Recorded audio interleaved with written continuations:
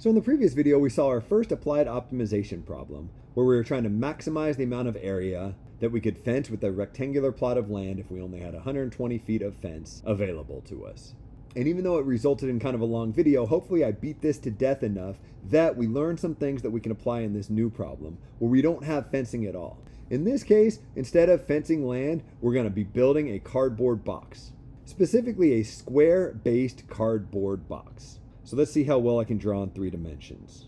I guess that works, right? So here is the square base of the box, and technically the box is a right rectangular prism, but in case those words aren't familiar to you, I just say it's a box and you're kind of picturing something that looks like this. Because the base is a square, the top is also a square, but I'm not claiming that the box is a cube. I'm not claiming that the height is the same as the length of the base or the width of the base. So what we're being asked is, for a maximal square-based box, and maybe I should be a little bit more clear here, I want maximal volume, because it's a 3-dimensional figure here. And what I know is that I have 600 square feet of cardboard to use. What you want to be able to do is read this problem and figure out what the function is that we're trying to maximize and what the constraint is. In the fencing example, the key word that we were looking for was largest. That helped signify what our function was, and once we decided what our function was, it was easy enough to use the rest of the information in the problem to identify our constraint.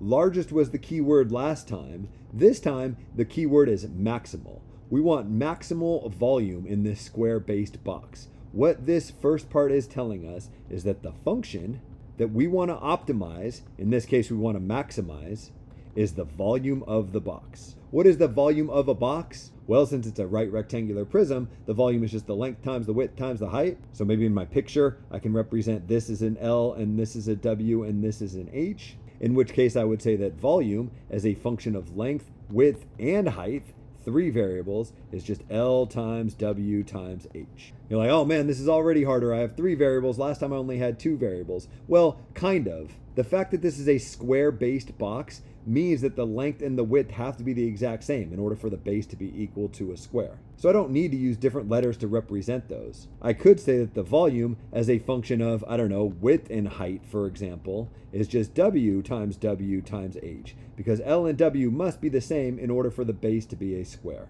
Okay, cool, I've got a 2-variable function that eventually I want to take the derivative of so that I can find my critical values, but there's a problem. I don't know how to take the derivative of 2-variable functions. I need to make this a 1-variable function. How can I do that? Well, look for extra information in the problem that you haven't used yet, which will be the constraint that you need to write this as a 1-variable function. We haven't used the fact that we only have 600 square feet of cardboard here. This is our constraint. Technically, that the surface area of this box is equal to 600. If you're like most students, you're going to have a really hard time looking at this picture and coming up with a formula for the surface area of a right rectangular prism as we have pictured here.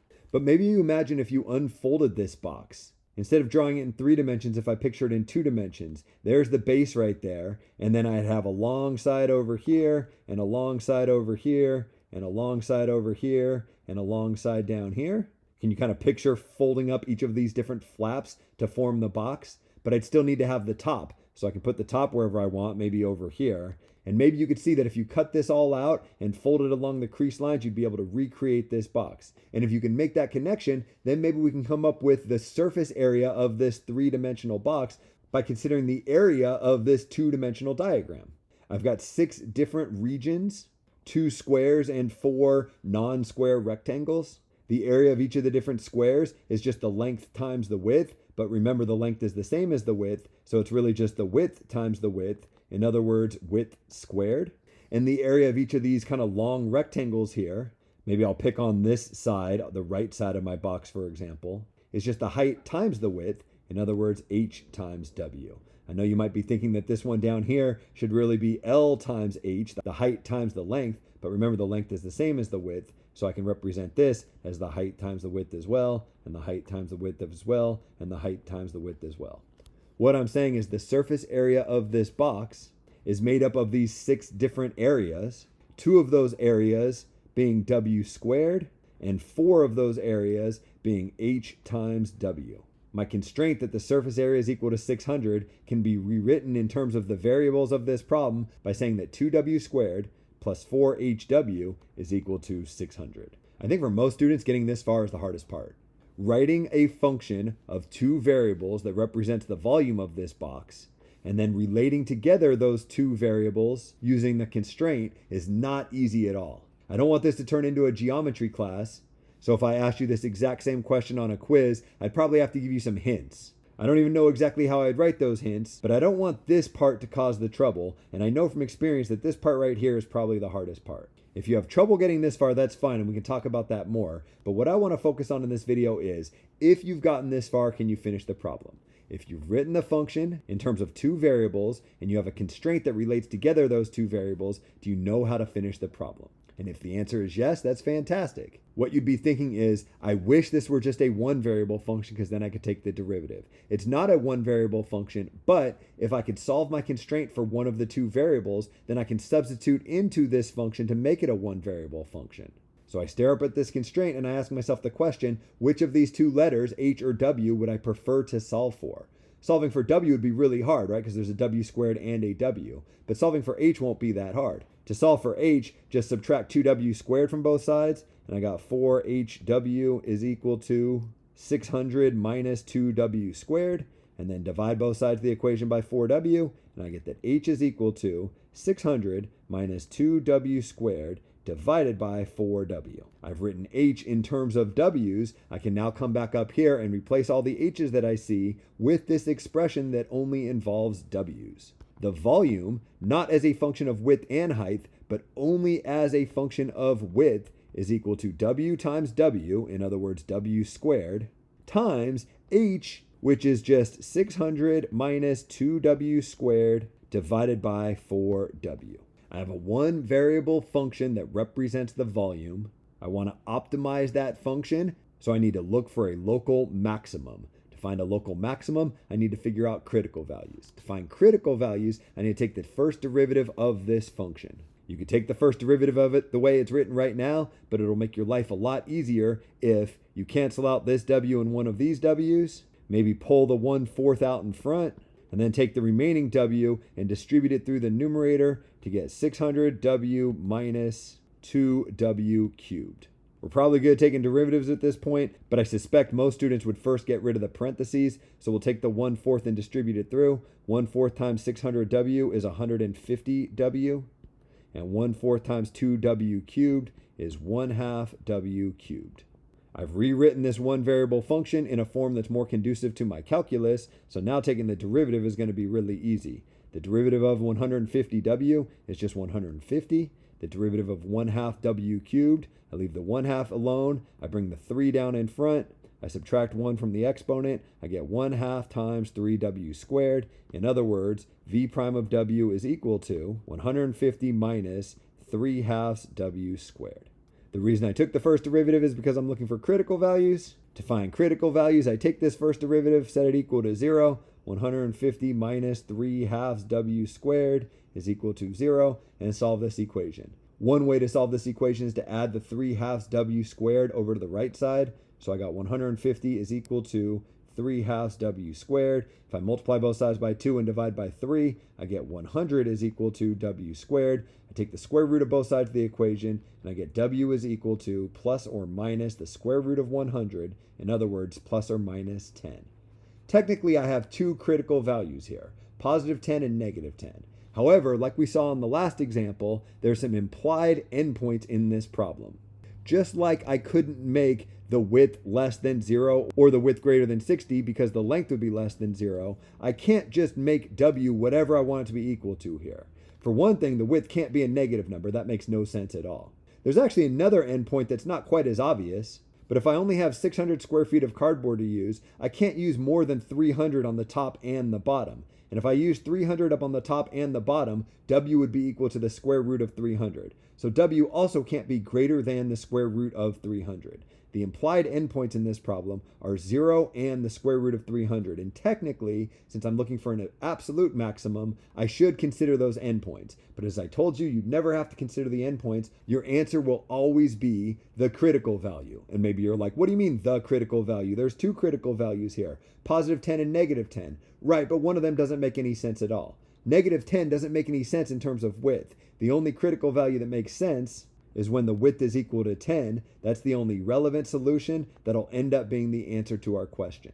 Technically, I should take the second derivative, so the derivative of the derivative, which fortunately is pretty easy to do here. The derivative of this constant goes away. The derivative of negative 3/2 w squared is negative 3w, and then evaluate that second derivative at my critical value at 10. If I did that, I'd get negative 30. I don't really care that it's negative 30. I just recognize that that's less than 0. Therefore, my function is concave down at this critical value. So my graph kind of has this shape. The critical value is up here. The critical value is a local maximum. Technically, I should do all that, but you might notice that I wrote optional right here because, as I said in the previous video, it's always going to work out that the one relevant critical value that you find is the optimal solution. So really, you don't even need to check that it's a maximum. The problems are written in such a way that the critical value is the answer. So my answer is just 10 and I'm done? Well, not quite. I mean, this problem was a little bit ambiguous, but I think implied in here is we're trying to figure out what the maximal volume is. Not what the width is, but what the maximal volume is. But fortunately, it's easy enough to figure out the maximal volume once we know the optimal width, because we have volume written here as a function of width. In fact, we have it written 3 different times. We could take any of these equations that express V in terms of W, plug in W equals 10, and get the volume, the answer that we're looking for. I kind of like this form right here, so maybe I would say V of 10 is equal to 150 times 10 minus 1/2 times 10 cubed. 150 times 10 is 1,500. 10 cubed is 1,000, and half of 1,000 is 500. So V of 10 is 1,500 minus 500. In other words, 1,000. This problem didn't ask for the dimensions of the problem. I think implied is that it was asking for the volume of the box, in which case my answer would be 1,000. But if it asked for dimensions, instead of 1,000 being my answer, I would have said that both the length and the width of this square-based box should be equal to 10. And then I would solve for the height of this square-based box by taking advantage of the fact that I've already written height in terms of width. So if W is equal to 10, the height is 600 minus 2 times W squared divided by 4 times W. 600 minus 200 divided by 40. 400 divided by 40, H would have ended up being equal to 10 also. Oh, that's interesting. Length and width and height are all equal to 10. That's kind of similar to the last problem where I wanted to optimize the amount of area that I had. And to do so, I made the length and width the exact same and created a square. Down here, if I want to maximize the amount of volume that I have, I make the length, the width, and the height all the same, and I end up with a cube. Can I extrapolate that? Are the values of all of my variables always going to end up being the exact same on these optimization problems? No, unfortunately, you can change the problem a little bit by introducing things like a river that'll make the dimensions be different. Or in this case, I could say I have a square-based box with an open top. I kind of get rid of this part right here, and that would change the equation enough so that the width would not be the same as the height anymore. One more thing I want to do in this video. It's this same problem, but it's worded a little bit differently. What I think would be beneficial is for you to read part B here and see if you can identify what's different between part A and part B. And if you're really picking this stuff up well, see if you can start part B the same way we started part A. See if you can find the function that we want to optimize and see if you can find the constraint. And go as far as you can until you get stuck. And then maybe wherever you get stuck, you can continue the video to finish up the example. What's going on in part B here is now we're not looking for maximal volume. We're not trying to optimize the volume. We're looking for minimal cardboard. Last time the amount of cardboard that we had was the constraint. This time the amount of cardboard that we're using is the function. All this work that we did over here so that we could write the surface area of the box in terms of width and height will be very relevant down here, but it won't be the constraint, it'll be the function. The surface area as a function of width and height, as we figured out over here with these pictures, is 2w squared plus 4wh. In the previous version, we set that equal to 600 because it was the constraint. In this version, we don't set it equal to anything because it's the function we're going to try to optimize. The difference between part A and part B is we're switching the function and the constraint. This is the thing that I want to take the derivative of, and that derivative is what I'll want to set equal to 0 to solve the problem. Hopefully when you look at this, you're like, wait a minute, I can't take the derivative of this because it has 2 variables. There better be more information in this problem that allows me to come up with the constraint that relates together w's and h's so that I can rewrite this function in terms of one variable. And sure enough, there is. it says that we need an 8,000 square feet, that's not true at all, an 8,000 cubic foot square based box.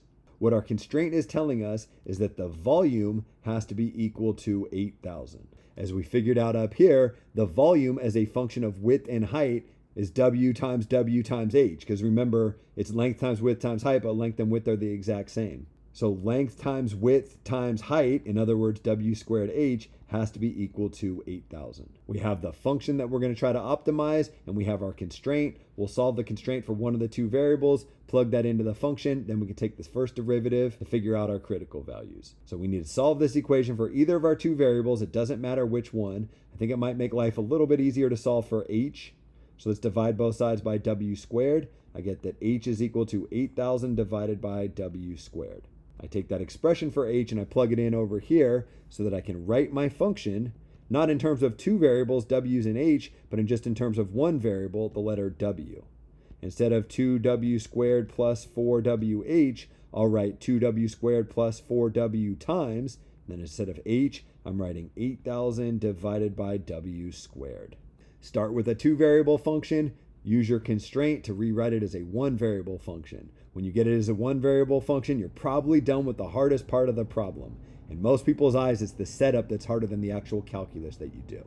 At this point, it's just, in big air quotes, a problem from the previous section. It's a function, you're looking for critical values. To find critical values, you take the first derivative. You could take the first derivative the way this thing is written, but I wouldn't recommend it because it's not written in a form that's especially conducive to our different calculus rules. We'd have to use the product rule over here. So maybe I can rewrite this second term. I can say 8,000 times 4 is 32,000. And then W divided by W squared is the same as 1 divided by W, which is the same as W to the negative 1 power. Rewriting it like this, the calculus is much easier. S prime of W would be equal to 4W minus 32,000 W to the negative 2 power. Don't get lost in the steps. The reason we took the first derivative is because we're trying to find critical values. To find critical values, we have to take that first derivative and set it equal to 0. So I got 0 equals 4W minus 32,000 W to the negative 2 power. How do you solve this equation? Well, you got options, but maybe the easiest way would be to add the 32,000 W to the minus 2 power over to the left, and then get all the W's on the same side by multiplying both sides by W squared. In case you have a hard time seeing that, really what you're doing is you're treating this as 32,000 divided by W squared and getting the W's out of the denominator by multiplying both sides by W squared. The point is you should end up with 32,000 is equal to 4W cubed. And now if I divide both sides by 4, I get 8,000 is equal to W cubed. And if I take the cubed root of both sides of the equation, the cubed root of 8,000 is equal to 20. I get W is equal to 20. At this point, there's plenty of optional work that you could do. We could figure out the second derivative of this function and then evaluate that second derivative when W is equal to 20. If we did that, what we'd see is we get a positive number. And because we get a positive number here, that means our function is concave up at this point, which means that this critical value is a local minimum, which is what we were hoping for because we're trying to minimize the amount of cardboard that we're using. The other point that I want to make is, yeah, we've kind of answered the question, but we got to make sure that the number that we got for the answer is really what we're being asked about. And what we're being asked about is the minimal cardboard necessary. So not just the width, but the least amount of cardboard necessary. Well, fortunately, what we have over here is a function that tells us how much cardboard is necessary for any value of W. So really, to answer the question, I want to evaluate S of 20, which using this form of S of W is 2 times 20 squared plus 32,000 times W to the negative 1 power, in other words, divided by W. 20 squared is 400, 2 times 400 is 800, 32,000 divided by 20 is the same as 3,200 divided by 2, which is 1,600. The amount of cardboard that I would need if the width were equal to 20 would be 2,400 square feet. If you're not sure about that answer, you could check that answer by figuring out the total dimensions of this box. We already know that W is 20, and we know that we can figure out H anytime we know W. H is just 8,000 divided by W squared. So 20 squared in this case. H would be 8,000 divided by 400. H would be equal to 20. If H and W are both equal to 20, then all 6 of these different regions are actually squares, and the area of each square is 20 times 20, in other words 400. I got 6 of these 400s, I got 2,400 square feet of cardboard being used.